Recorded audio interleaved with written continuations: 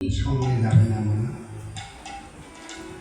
এই তো কিছুদিন আগে আমরা তো বন্ধু এত সুন্দর সংসার করেছি, আমাকে বলেছে একদম ছেড়ে ছেড়ে কেমন আমি সংসার চাই না, একটা মাত্র ছেলে আমার সঙ্গে রয়েছে, এই সন্তান দিয়েছেন ভগবান, সঙ্গে নিয়ে আমি কীর্তন করি। যতদিন বেঁচে থাকবো আমি সন্তানকে নিয়ে যেন হরিকীর্তন কৃষ্ণ নাম যেন বলে সংসার ছেলের হাতে দিয়ে আমি যেন বিদায় নিয়ে যেতে পারি। আমি কিছুই চাই না। তত্র প্রভু সঙ্গ পেয়ে বললেন, প্রভু আমি কিছুই চাই না, আজ থেকে ঘরে ফিরে যাব না। তাহলে চল। প্রভু গোবিন্দ দাসকে সঙ্গে নিয়ে পুরীধামে গেলেন।